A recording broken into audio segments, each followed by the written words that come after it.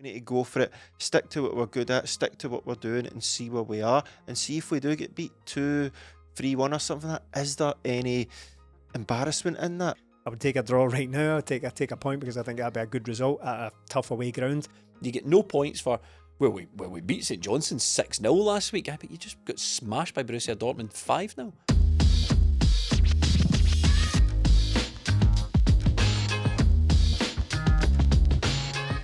Is battering St Johnstone the perfect preparation for playing Borussia Dortmund in the Champions League?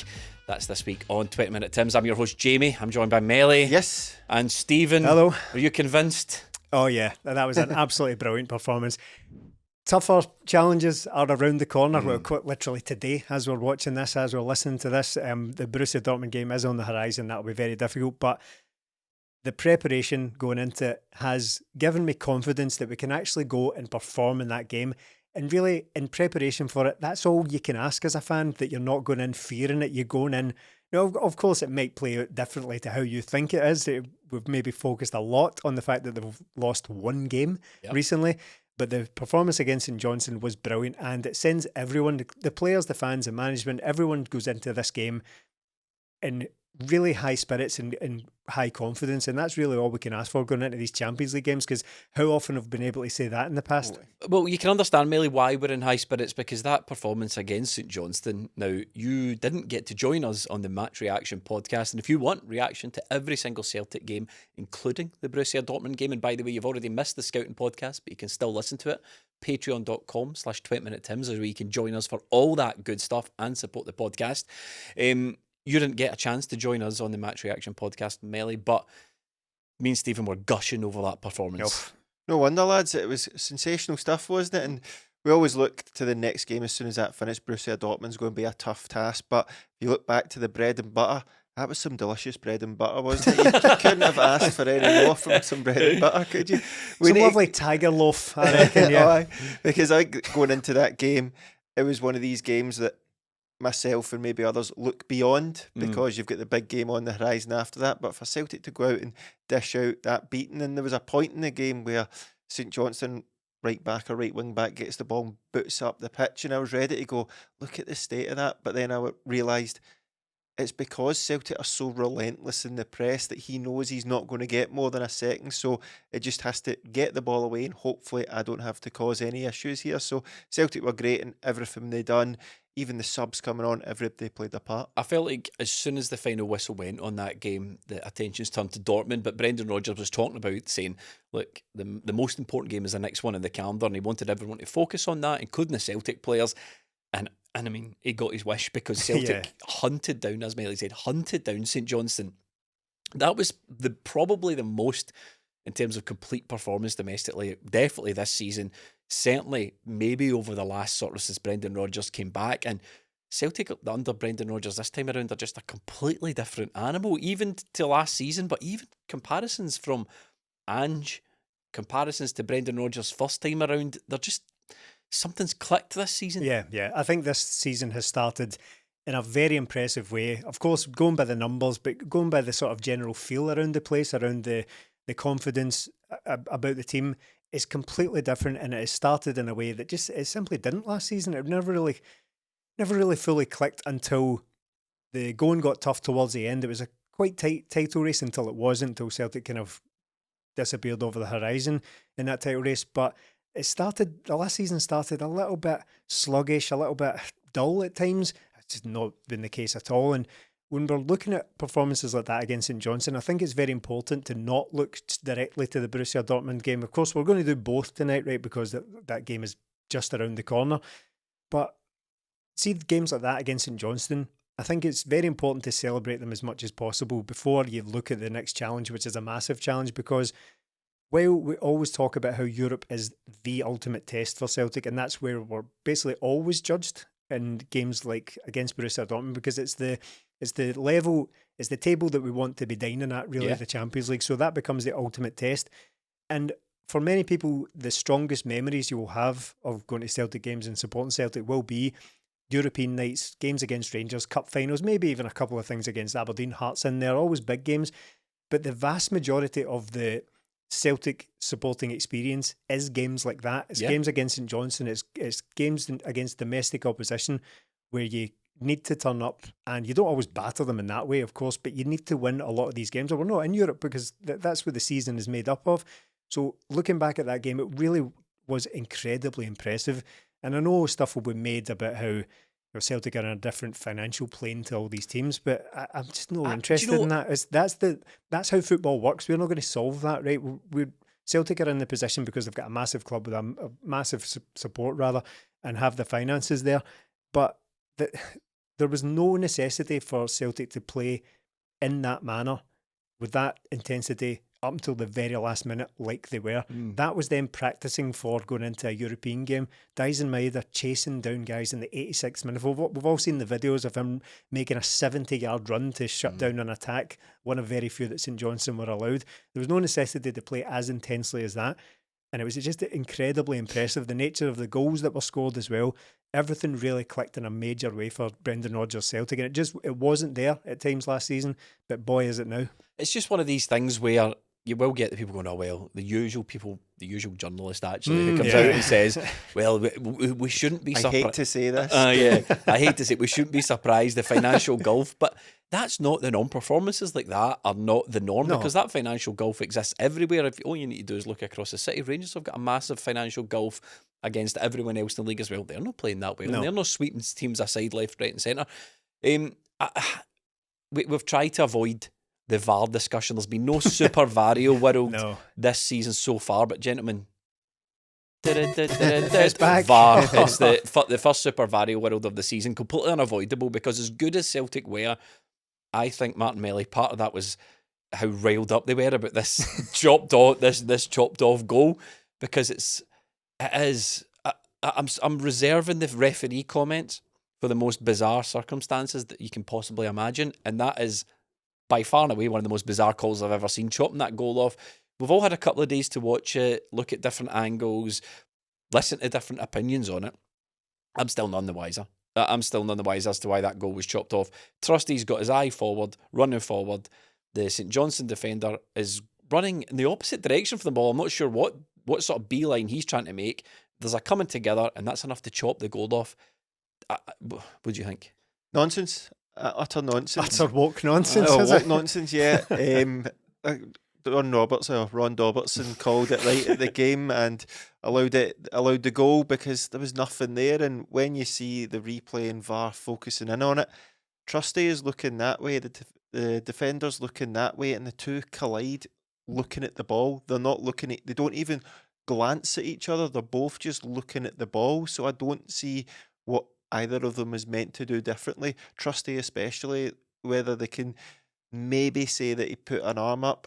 He's not even looked at the guy once, so I don't know how he's aware that he's coming towards him. So it's nonsense. I don't see how it was. It was a lovely finish as well to be taken away from Maeda. And as you said, I'll wait and hear the audio because it'll be good, and no doubt it'll be Willie Collum either doubling down on it, but most likely going, yeah, we got that one wrong. Sorry, it won't happen again until the next time I do this, and I apologise for the next one. So we'll wait and see, but it was a lovely goal for Celtic, and as you said, just riled us up when we had to go out and demolish them. It's not a bad tactic, Stephen. Now, if you're a defender and there's a sort of cross ball coming in, all you need to do is sort of turn 45 degrees and run across your own box and hope an advancing attacker hits you, and then that's enough to get goals chopped off. Yeah, well, I think both players in this incident did what you would, the kind of natural behaviour at a corner. I think that's what people do.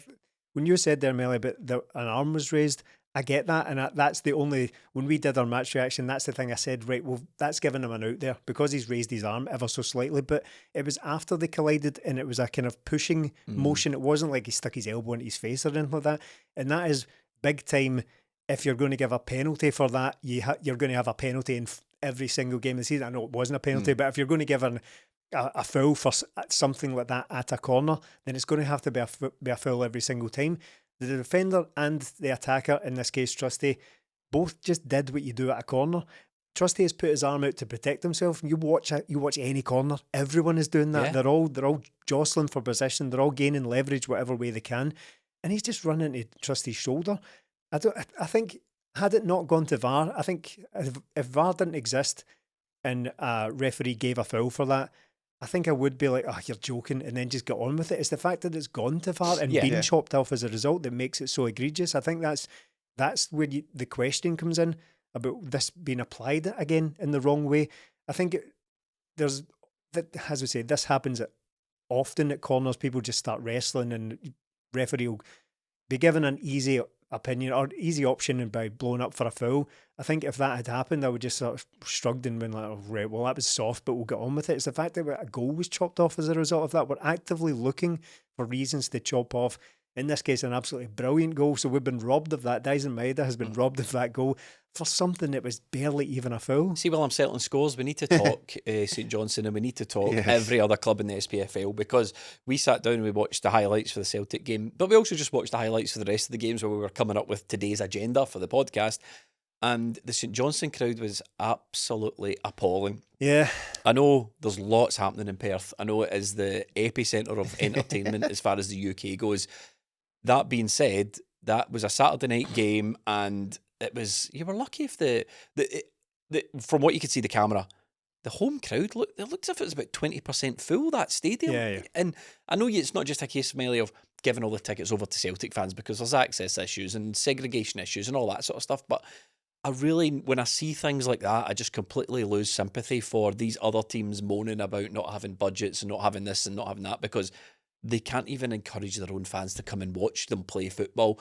And it was the same when we watched, what other games did we see? We saw the Hearts game. That stadium looked half empty. Motherwell, that looked half. Kilmarnock. Kilmarnock at home, yeah. Kilmarnock at home was absolutely appalling. So it's just a terrible, we say this all the time, it's a terrible advert for the game. But at the same time, I'm tired of hearing these clubs moan when they just can't sell tickets to their own fans. Yeah, televised on a Saturday night, you'd think that would bring more fans along because you've got your whole day. It's not the best kick-off time, but I don't think that excuses that. And I know they're not going through the best of times right now, but you have to encourage fans to come along, and it's for the spectacle as well. Exactly. That is on a Saturday night. You're trying to get people to pay to watch that. And what we're looking at, the main focus when the camera goes onto the pitch is an empty stand. I know the two behind the goals are full, and the one that the cameras are in, it's hard to tell from that, but there's Celtic fans in that as well. But for these things, surely we need to just have a sit down, the whole of Scottish football, and say, if this product is going to be on TV, the stand that faces the cameras, you fill that. And then we work from there, because this is the product we are trying to sell. How many times do we moan about a TV deal and go, look at them, they've got more than us, or how are we getting these TV deals so poor? And then we're watching the games and you go, well, that's why. Because if we're not even going to the games, why should people pay more to watch it? And it's over the piece as well with the other games. It's simple things like that is a stand behind the goal that's completely empty. It is like watching games in the COVID times. Like Livingston last season, you were like, is this game allowing people in? But again, when we bring it back to Celtic, or if you want to include Rangers, there is thousands of people, willing to pay to go to these games, willing to give you money to let them in to watch this product. Please do it. And Stephen, I'm at the stage now when I see this stuff, I'm like, I just don't want to hear any moans about money or financial trouble, or see until you can fill it. See if you've sold all your tickets and you can sell tickets to the local people to come and actually watch the local team, because they exist. Because we see them when these teams periodically make a cup final at Hampden, then they're selling 20 and 30,000 tickets. See until those people are turning up to the games. I don't want to hear any complaints about budget differentials or no having money or financial. I just don't want to hear it. Well, you only get to enter that argument if you're maximising the revenue for your own club. That's just a simple barrier of entry for that debate to even start. So it's two separate things, because this debate very quickly devolves into entitled old firm fans that always want their own way. But I don't think it's particularly entitled to be asking for the opportunity to buy something that is freely available and is clearly available because there's empty seats on the telly. And I'd take the point about how it's not as simple as that. They would have to work out exactly where the fans go on. But I mean, it surely is preferable to have those discussions than have just a big old empty stadium. We're too busy being fluffed by these daft stats that appear online occasionally about how it's the best supported league per capita in Europe. And then you look at it, the stadiums are completely empty. These stats are because we've got two massive stadiums that are always full and the rest are absolutely dead. Right, listen, red meat time, bratwurst time. Time to talk about Dortmund in the Champions League, because really that's what everyone wants to hear about, and I've got some thoughts on it. I think, let me just say this and let me know what you think, right, Melly, Stephen?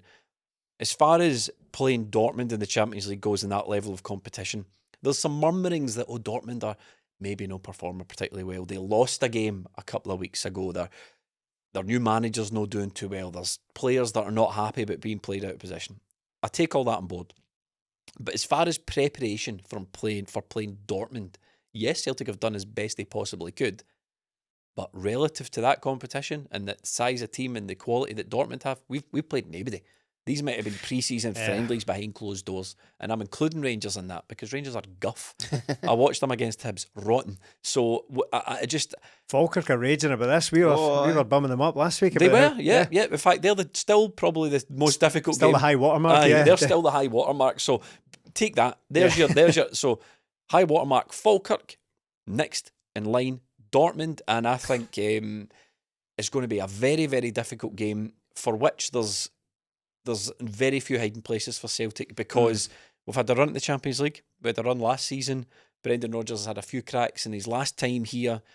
I want to see learning. I want to see growth from Celtic. I want to see bravery. I want to see all the things a manager talks about. I don't want this to be, like you put brilliantly last season, the competition just passes you by. Yeah. We simply can't have that now. And because of that, I just don't think there's many excuses to be had despite how good Dortmund are. But I think mainly this preparation, it was fine. We battled St Johnstone, we played Falkirk, and we've beaten everybody else. It doesn't count for an awful lot as far as I'm concerned. And what I want to try and avoid is this flat track bullies patter. Remember, we had that for the long time as well. Yeah. I want to avoid that at all costs. Yeah, I get what you're saying, but at the same time, the way I kind of look at it is, right, so what is the best preparation for Celtic? Is St Johnstone away great preparation? Well, maybe not, but Celtic have went there, and it's not every week or every second week you go away and win 6-0 away from home, and the football displayed by Celtic was great stuff. It was great to watch, very, very enjoyable, up there with Rodgers' first time, Ange's second season. I think we're sort of 6 games in, the same as Ange, and then Ange lost to St Mirren in the following game, so Celtic have equalled that starting at Ange's second season. And when I'm looking at what do we need to take from these games to go into the Borussia Dortmund game and be successful, is Celtic's pressing was relentless. It was brilliant. DAIZEN MAEDA, we've already spoken about. Kyogo getting 2 goals away from home. Kuhn, another couple of assists. The midfield free, a different midfield free, but all contributing. And then we had 2 guys come off the bench as well. So the midfield's looking good. Whatever 3 we pick out the 5, I'd probably be happy with. Probably out the 4, to be honest. I think McCowan will be a bit further back. And the defence, again, barely letting in a shot, and no goals conceded yet this season. And the keeper's done very well. Adding to that, the keeper's added something. So preparation for Celtic couldn't be much better. We're not conceding goals. We're creating a lot of chances. Everybody's going into this game high on confidence. And Dortmund are at a point where they are not where they want to be. There is a chance for Celtic to go and do something. Now, that doesn't mean it's going to happen, because when you look at the 2 starting 11s, Dortmund have still got probably 11 better players than Celtic. But this is what we want Celtic to do. We want to go into these games with a bit of belief from the players, from the manager, and from the fans, that we can go and give them a game. Now, it doesn't mean to say Celtic won't go into this game and get beat, but we're going to go in probably at the best point we could be going into this game, going for something that might happen, that might not. But Celtic have done everything possible here to go into this game with that belief, with confidence. We might lose, but there's a chance we could get something. How are Dortmund going to play? Who are Dortmund's best players? How can they hurt us? How can we hurt them? Tactical insights. Patreon.com/20minutetims is where you can check out the Dortmund Scouting podcast. After that, we will have live build-up to the Dortmund game on Patreon. After that, we will have a match reaction to Dortmund, full coverage of the Dortmund game at patreon.com/20minutetims. Big times for the Patreon, Stephen. I feel it's important to keep plugging it. Melly makes a good case, and I think I'm not taking anything away for Celtic. And as far as preparation goes, they can't do any more. They can't arrange a closed doors game to play. I don't know, some mid-level team. Made do with what we had, so it's not like necessarily having a state-of-the-art gym in terms of preparation, but we've been doing bicep curls with tins of beans. It's just we've done 5,000 reps of it. We made do with what we had available at the time. We've thrown about tin of beans with St Johnstone. Yeah, we've thrown St Johnstone about like a tin of beans, right? But I'm not worried, but I think I don't want extra credit given to Celtic because I think there's things that Brendan Rodgers needs to show in this Champions League. Like, we've all got ambitions for Celtic in the Champions League, and what I don't want is those just parked for another season. Oh, well, we didn't quite make it. I want to see Brendan Rodgers in this match has grown as a manager. Now you might think it's harsh, but I don't think it is. I don't want to see the same mistakes from last season from the manager, from players. I don't want to see silly passes and cowardly play and red cards and last minute goals being lost and stupid goals being lost, and there's teams multiple goals one after the other. Yeah. That thing Celtic have done in the past. The Aye. heads go down after one goal, and then I want to see a new and improved Celtic team. I want all this preparation for what it's worth to be actually be worth something. There's players in the team who we didn't think had it, who have domestically shown us they've got it. Now we're at a level against a massive team. If they completely crumble, and I'm not going to name the players because it's a bit boring and all that, and I know selection comes into it, but if the same names crumble under the same pressure, then I'll be looking at Brendan Rodgers and going, surely you must have the foresight to see this. So there's a lot of stuff I want to see in the Dortmund game, and I'm not saying Celtic must win it. No. But what I don't want is to go, it's Dortmund, the performances have been great recently, bang, 5-0, there's a lesson for you. Yeah. Or even 1-1 until 89 minutes, and then somebody creeps up at the back post, that Lazio thing. I don't want this. No, you're right. And not to get too philosophical, but there is no next time around for the Champions League, is there? Because what we find over the years of doing this, and even more years of being a fan, is that we always do that. Oh, next season it'll be different. Next season it'll be a proper crack at the Champions League. And then the next season comes around and it's the same again. You think, oh, well, next season it'll be different. Yeah, so you're right. We want to, in some way, stamp it when we arrive at this table, and we want to arrive at the big table. When is the proper goal? When do we get to stop saying that doesn't count? So even now, Carmen Carter-Vickers didn't travel with the squad, right? And obviously that's a major blow because he's a fantastic player, right? However, it's not a big a blow as it was last season. No. Because coming in, we've got Austin Trusty, we just paid £6 million for. So, okay, Cameron Carter-Vickers is not here, but you've got a £6 million replacement who presumably the transfer mistakes from last season are out the window, and Austin Trusty is an able deputy for Cameron Carter-Vickers. It shouldn't be we lost because CCV wasn't in the squad. I want the elimination of that excuse. Yeah, I suppose it's very hard to sit here ahead of the game and determine exactly what it is we'd expect of the team. And I think it really is just competing, because Brendan Rodgers has used that word over and over again when it comes to the Champions League. I think he has said he's distinguished between participating and competing. Yeah. So in his view, Celtic in recent years, and maybe even last year, participating in the Champions League, what he really means is we made up the numbers. We turned up to all the fixtures and fulfilled those obligations. We were furious last season. Yeah, but we didn't achieve anything. What he wants is a step up to competing, not looking at a place in this competition, maybe giving it a few black eyes along the way. Brendan Rodgers, Borussia Dortmund are very difficult, and we will find out a lot, I think, about Celtic, because there is a massive step up clearly between St Johnstone and Borussia Dortmund. This is going to be the first real test of the season, not counting Rangers. Falkirk still, as we said, are the high watermark. Of course it'll be difficult, but I just want Celtic to look like we belong here. And against Slovan Bratislava, again, you can only beat who's in front of you, and Celtic did that extremely well.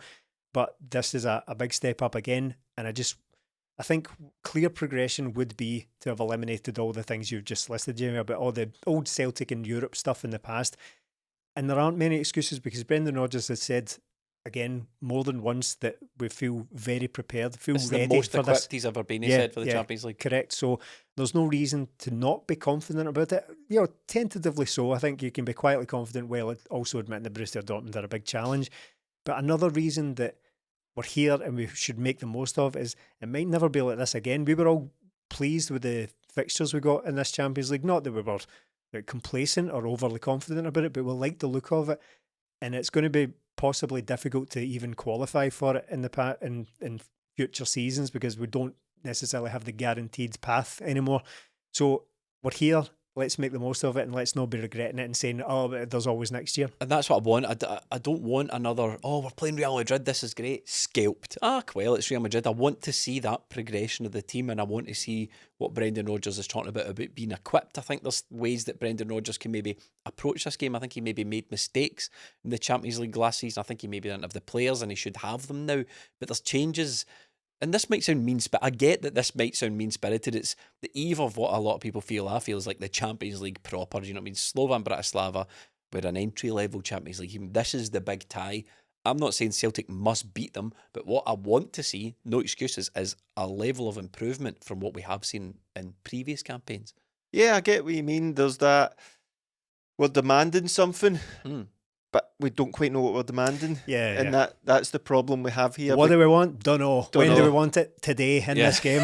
Go and do it in that game. So it's difficult to tell because, like Stephen said, that word competing. So do we go into this game and Celtic have been playing well, doing everything they do? Does Brendan Rodgers then change that in Europe? Or do we go, do you know what?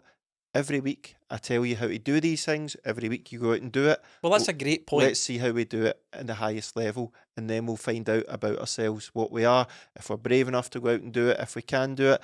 And look, we've had those games, the Real Madrid game at home under Ange. Celtic played brilliant that night. Get beat 3-0. Well, let's talk about that. It's a great point you bring up. Let's discuss the merits from that. So if Brendan Rodgers managed by committee, that he doesn't, if Brendan Rodgers went out and approached that game the way that we've been approaching it all season and got smashed, right? To me, that's a bad decision.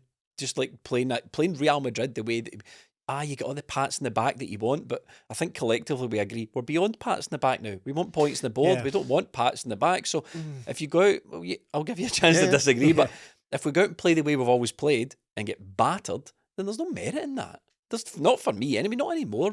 I've been doing that path 100 times. I might be grumpy, might be mean-spirited, but you get no points for we beat St Johnstone 6-0 last week, but you just got smashed by Borussia Dortmund 5-0.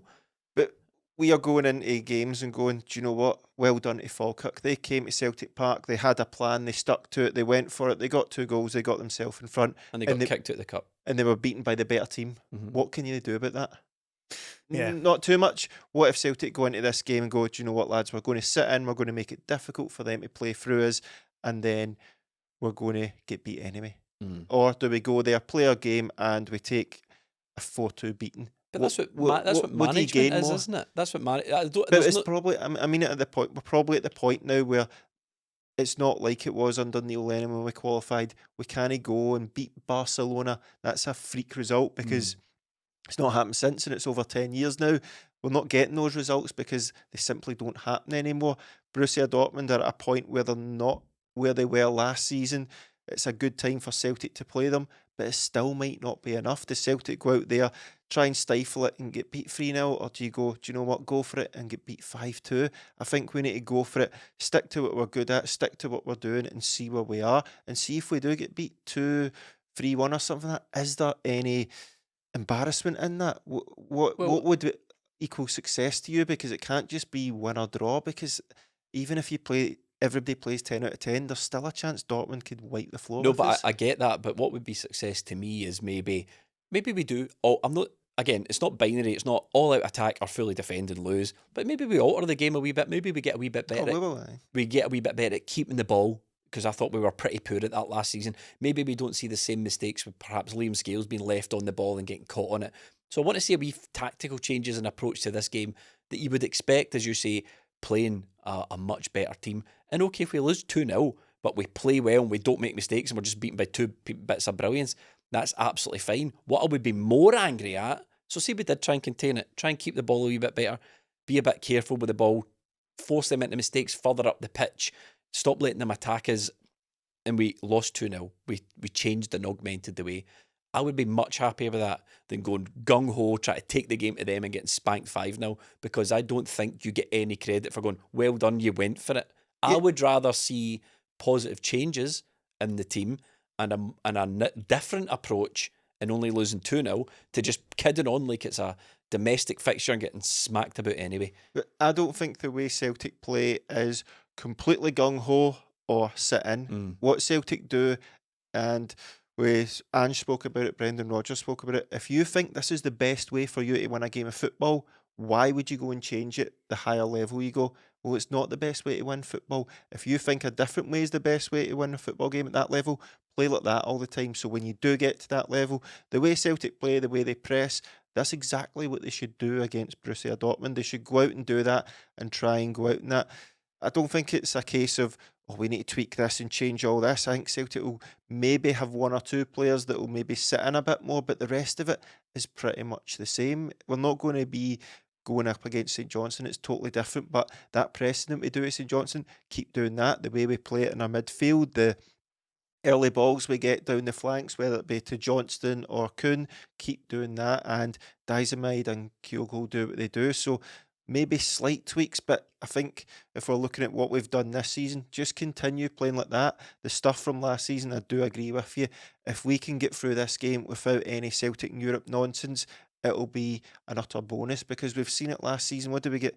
3 players sent off in the group Yes, stages. right. There was 2 in one game. We're going away from home and we've not got a hope in hell. We've went into that game against Lazio with Yang and Forrest on the wings.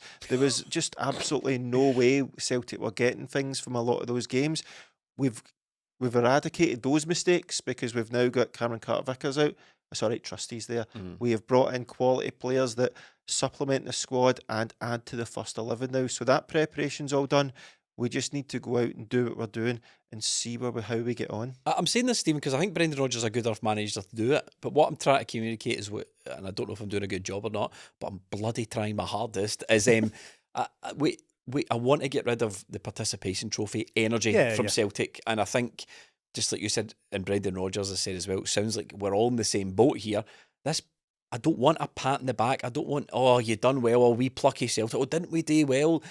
Aye, but we lost 5-0 and the team's going nowhere fast at this level. This is the test. This is where we all want to be, and I want a right good showing from ourselves. Look, I think you're just passionately displaying that you want Celtic to go and achieve something at this level. I think we all agree with that. I don't know, we maybe all disagree on the methods through which you should try and achieve that, but I'm conscious of not being hypocritical about it, because just last week we were talking about that thing Aberdeen did, and we've been talking about it ever since, when Jim Goodwin just basically chucked the whole plan in the bin, tried to defend against Celtic, lost, and then went on a massive losing streak that eventually lost him his job. I'm not saying that's going to happen to Brendan Rodgers, but that can happen if you just decide that with this thing that's really worked for us all season, it has clicked. We've all acknowledged that as well. It has clicked massively. But we've got a hard game, so let's just ease off that a little bit. Let's just try something different. Again, it's very difficult to do this ahead of the game, because we all know, despite the fact none of it's happened yet, we all know what disappointment will feel like. We all know what that will represent, and it probably is just avoidable mistakes, just individual. I just want to say, I'm not advocating for Brendan Rodgers to change his whole philosophy and completely change the system he's working in. I'm only advocating for, let's see some tweaks. Let's see that you're changing the mistakes of the past I think have been made. Yeah, I totally agree with that. I think that might just be an individual performance on the night thing rather than an approach from Brendan Rodgers. I think that might just be, we've seen it in the past where we have played admirably against these teams. Real Madrid's a good example. You think, right, well, first half an hour, 45 minutes, maybe even an hour, really good against Real Madrid, and then they've just got better players. They've just got better players than us, and it showed. And how often does Celtic do that to domestic opposition? Even if they're not playing all that well for a period of time, they can make 5 subs and bring on players worth millions to introduce pure quality to blow these teams away. That can sometimes happen the other way. Look, further down the ladder, or further up the ladder rather, to us. So it might well be that Borussia Dortmund have better players than Celtic. What's success for you in this game? Well, I think, apart from winning the game, apart from battering them 7-0, yeah, I think it's quite a nebulous term, really, success in a game, because that literally is winning. I would take a draw right now. I'd take a point, because I think that'd be a good result at a tough away ground. But I think I just want Celtic to look like they belong here and not make daft mistakes, and not, again, we've already been over all the numerous examples of being Celtic in Europe that we've all seen over the last decade and beyond.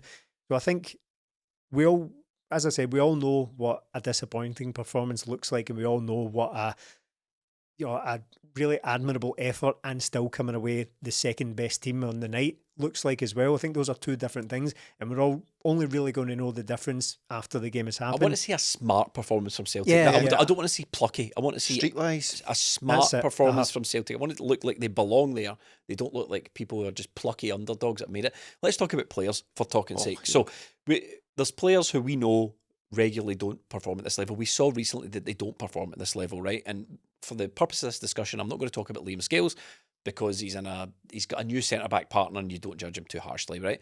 But for the benefit of everyone who doesn't like us talking about Greg Taylor and thinks he's rubbish, we happen to disagree in this podcast, but let's talk about Greg Taylor. So we go into this game, we know that Greg Taylor really struggles in the Champions League, or has done at times. That's everyone's favourite moan about Greg Taylor. The guy struggles in the Champions League.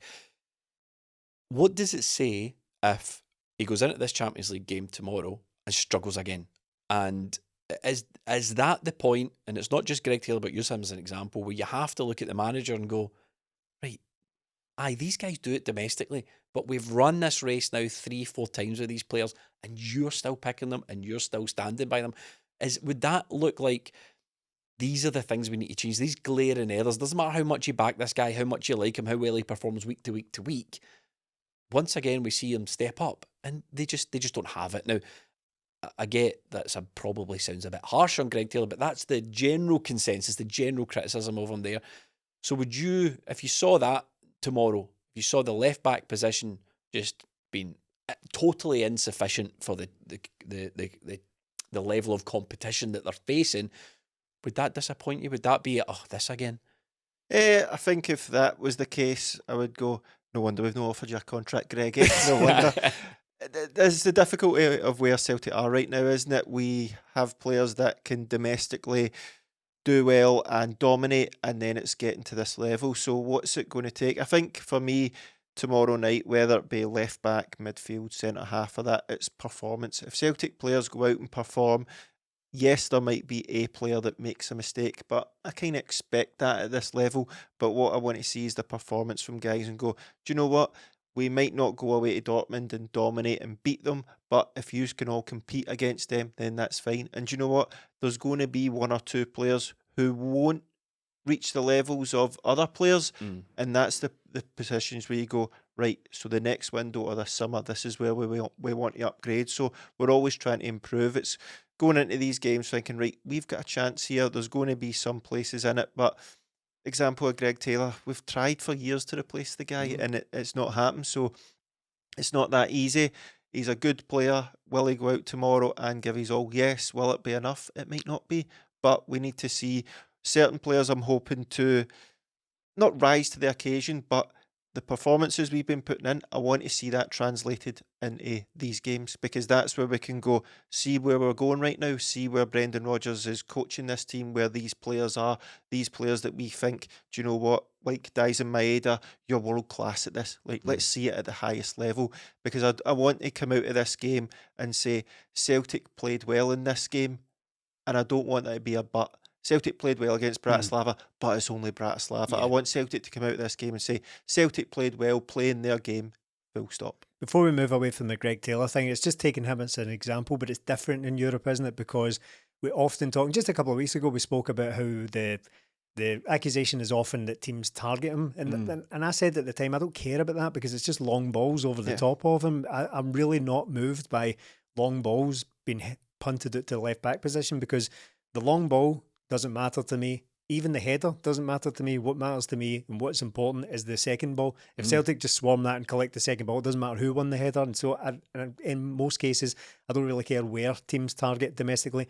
But it's different in Europe, because what often happens is these fullbacks or centre-halves or wherever you want to, Greg Taylor is sometimes the example that's used, but it's often that these players are bigger and faster and just more skillful, and that's when sort of deficiencies start poking and that's through. more what I'm getting at, because it's not about Greg Taylor the person. It's, we have run this Champions League experiment with that profile of left back. We've plugged this profile of left back in now for many, and every time we just see the same thing, and it's the manager's job to spot that problem. That's basically what I'm getting at. Yeah, absolutely. And I think the players we're probably about to discuss and who we would go for in the team are there and are all reasonably experienced at certainly domestic level, and they've all played a little bit in Europe. But they are our best players. I can't really make much of a call to remove Greg Taylor or Liam Scales. These guys have all earned their place. But I do take the point that if we are looking weak in certain positions, we have turned up with the same players over and over again and expected Precisely. different results. So I do get that. And again, this will all become clear in time. But these are just the concerns we've got going into games like this, so as to whether anything has truly improved. If you've improved your entire team, apart from the weak link, have you improved that at all? So, which is kind of what I'm scrambling to get at here. You know, if in a perfect world we had, you could play the game with Cameron Carter-Vickers and Liam Scales and you get better, but then you unplug Liam Scales and plug in Austin Trusty and run the same experiment, which is obviously something you can't do in football, and there's an improvement there, then you would look to the manager and go, like, yeah, you've made a boo-boo here, haven't you, Brendan, by sticking by this guy. But look, let's try and, I feel like I'm directing the conversation in a sort of negative way, having a wee grumble about things. Let's look at a positive slant. Melly, what does Celtic need to do to get something positive out of this game? Because we've got a manager who I think is capable of doing it. I'm no sitting here going, there's no way this guy can get us a win out here in the Champions League. I think the manager's more than capable. I think we've got plenty of players in that team who are capable of performing at this level. I think, to talk about Falkirk, one thing that I thought they did really well was show bravery. Yep. And bravery in carrying out the manager's instructions. And I think that's one thing that Celtic really need to do. I think last season a lot of my frustration came from, we looked like passes were on. Remember, it might have even been Atletico Madrid or a game I remember watching it so vividly. There was opportunities to play through the press and we just didn't take it. We didn't have that confidence in ourselves. We didn't have that bravery. Maybe we didn't have the confidence in our teammates to receive the ball and actually do something with it. That's the main thing for me. I think Celtic need to show to get that, because we did see, even as bad as it was at times last season, we saw glimpses of passes that were on, we saw chances that could be created, we saw little bits of play that were really, really good. And the key for me was always the bravery, the play, taking that pass on or trying to beat the guy. I think that's what Celtic need if they're going to get anything out of this game. Yeah, I think you're right. We don't want to be coming out this game again going, do you know what, we're 2 or 3 good players away from this, because I think Celtic have sort of addressed most issues. Yes, maybe if Trusty was in a bit earlier and Baye was in a bit earlier, they might be playing there, but out with that, I think everybody else has done well and Celtic have options to change things. So I think you're right, it's that bravery that, right, this is what we do, let's play it in this game and do the exact same thing, because it was in the first half against Bratislava, there were passes on where I just felt, you would have made that domestically, so why are you not doing it here? In the second half, I think we came out and done that, and we got the results from it. So what Celtic do domestically is transferable for me. So we're going to play it out, and with Kasper Schmeichel at the back, we have a player who can do that as well. And everybody this season knows their job. The team is very structured, but in a fluid way that everybody knows what they're doing. We maybe don't want our fullbacks bombing on as much in this sort of game, but that's maybe a wee tinker you've been talking about. But what we do is structured, so everybody should know what they're doing now.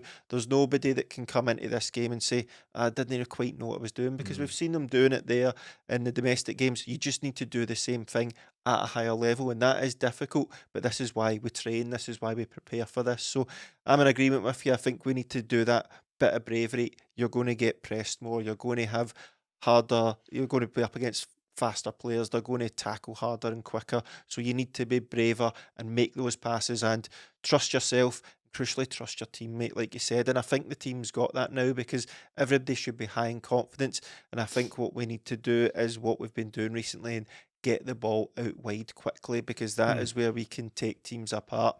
Kuhn is in the form of his life right now. He's barely even playing a full game and he's getting at least 2 assists or 2 goals. He was great again at the weekend. Kyogo getting goals away from home, and I think if we can get the ball out wide quickly and get the front three on it, I think we can do damage to teams, because they've all got pace, they've all got technique, and that is what gets you in behind in these games. And if Dortmund haven't, as Alex was talking about, their structure's not great in transition, that's where Celtic can hurt them. We've seen it under Ange's first season, the away games against Leverkusen and that. Celtic would take the lead in these games because Jota, Abada and Kyogo could get in behind. I want to see that, and as we say, we've still got the cheat code DAIZEN MAEDA'S, so anything's possible. I think defensively, I don't think Borussia Dortmund have been all that clever recently. I think they've conceded 9 goals in their last 4 games, which is not great, including the 5 against Stuttgart, which was maybe excessively focused on. Yeah. But they have lost some senior players in the last season. So the Füllkrug has gone to West Ham, hasn't kicked the ball for them. Marco Reus has finally moved on. And Matt Hummels is probably the kind of major one at the back who's left them with a defence that's kind of coming together, but they are conceding goals. There's been a little bit of chat reportedly that there's some disagreements with the coach on positional rotation for certain players, and it's manifested itself in Scottish reports as all-out infighting. I think that might be a little bit excessive. Chase of them clicks. Yeah. But I think it is true that the manager and Sabitzer have disagreed publicly on where he should be playing, which is interesting because he's a brilliant player. He was one of the best players in that really exciting Austria team in the Euros, and obviously he's been around for years. He's a tremendous player, but they seem keen on playing him out wide, playing him on the right wing, despite the fact he's a central midfielder. And it's quite strange that. I think he said he'd prefer to play as a number 6, but he's just been told, no, well, we kind of need it. And that is the coach's decision. But the other way around, we would be questioning that quite strongly if all of a sudden Brendan Rodgers was like, Callum McGregor, you're a winger now. Yeah. You're back to when you were and the player 19. was disputing the fact in the press. So there's stuff going on with Borussia Dortmund that maybe doesn't set them up for the ideal preparation for that game. However, all this stuff might just happen in football all the time. It's just we're being made aware of it just now, and we're latching onto wee things and thinking, oh, well, that's a wee weakness we could maybe exploit here. The truth is, Borussia Dortmund are a very, very good team. They're maybe not at the peak of several years ago. I think they finished 5th in the league last season, and they've been just about all right this season. So they will be dangerous. They've got a guy, a Guinea striker up front, Guirassy, I think his name is. I think I'm pronouncing that roughly in the region of where it's pronounced. We'll see. He's been absolutely banging the goals, and he scored 30 for Stuttgart last season, so he's a goal machine, right? So they've got clear danger men. But I have to go back to thinking that Celtic can give their defence trouble. I really do. Create chances in all these games. Definitely do. And Melly's already described DAIZEN MAEDA'S as the cheat code. I mean, the guy is unbelievable. That performance against St Johnstone was just completely out of the ordinary. And in that's fact, definitely transferable. Yes, it is. Yeah, and that's what I mean about when I was talking earlier on about it. There was no necessity to still be playing like that in the 86th and 87th minute. It's just that we're taking this into the next game, and we're showing what we can do if we really. I mean, that's nothing to do with. Well, skill comes into it. He scored 2 cracking goals, one of which was chopped off. But how did defences plan for that? How did they possibly do that? And just Celtic need to up that end, need to hunt in packs, be clever about their press, and never DAIZEN, we know will do this anyway, but never give them a seconds piece. And at the back, it's about concentration, clearly, because what doesn't ideally prepare you for European competition, particularly against a big gun like Borussia Dortmund, is conceding almost no chances. Yeah, conceding almost no chances. And if we do concede any chances, there's such a higher chance that they will be pounced upon and scored at that level. It just doesn't happen to us all that often domestically. So concentration is absolutely key. If we're out without Cameron Carter-Vickers, that's a massive blow. Again, I appreciate that we now have a good enough defender that can come in. Trusty has looked all right. He looked pretty competent against St Johnstone. Unlucky not to score an absolute belter of a goal with that kind of bouncing volley attempted, but he looks decent. Playing on the wrong side, right enough. I think Brendan Rodgers said that. He's playing on the wrong side. You wouldn't ideally have 2 left-footed defenders, but here we are. But Cameron Carter-Vickers is massive, and it really is what I get for saying that we're going into, it's on you. For a change, we're going into the Champions League with no major injuries. We've got a clean bill of health. We're not going to be regretting that going forward, but I think in a lot of ways, Cameron Carter-Vickers is the worst injury we could sustain. Callum McGregor's a brilliant player, of course. Well, maybe Kasper Schmeichel. We don't want to be losing him. DAIZEN, Kyogo. There's so many. But Kyogo, we could play Ida. I think we could play Ida and that would be fine. DAIZEN probably is just as important as Cameron Carter-Vickers, but it's very difficult to replace a guy like that, and we've had to muddle through Europe without him before, and it has been a source of regret. So it's one of those ones where we've come away thinking, but we didn't have Cameron Carter-Vickers this time around. Next season will be totally different, and lo and behold, no, it isn't. So that's a big blow. I just hope that the 2 guys who replace him or come together to replace all that he brings to the team can get the job done, because it's going to be a tough night for them. I'm going to miss Matt O'Reilly. I thought he always came to life in these Champions League games. It was he was absolutely brilliant in these games, and that partnership he managed to form with Kyogo last season lit up some of our Champions League games. But I think we've got a player in Engels who knows what he's up against here. This should be meat and drink for him. He knows what he's coming up against with Dortmund. He's curiously said, you might want to beat this, but in the sort of pre-video, someone's enhanced the audio and he's coming out at Celtic Park and he says, "Fuck Germany." I'm like, what? That's the attitude. He gets it. He gets it. He absolutely gets it. I was thinking today, like, obviously Celtic Park renowned for its atmosphere. I suppose we could finish up on this point. Celtic Park renowned for its atmosphere, but this will be one of the first times that I feel like we're travelling to another stadium that's absolutely ferociously renowned for its atmosphere. I know you get something like Turkish fans are always considered absolutely mental, but we've not really went to another stadium where the atmosphere, the crowd, the stadium is almost as famous as the team, the way it is with Celtic. Well, Ibrox is hostile, clearly, but it's just as bad for their own fans at times, to be honest. So that's not quite the same thing. But I know what you mean. It'd be interesting to look back and see if we've ever gone to a quote-unquote, a big cliche klaxon cauldron, a cauldron of It'd hate. be interesting to see how our players cope with that. Well, this is what it's all about, isn't it? If you're looking as a player growing up, this is synonymous with the Champions League and big European nights, this place. So this is where players want to play. We get sometimes we look at teams like Barcelona and AC Milan, Man United, think, oh, we've done all them, we don't want to do it, yet the players have never played against these guys. So these are the stadiums you want to go to, these are the stadiums you want to visit, and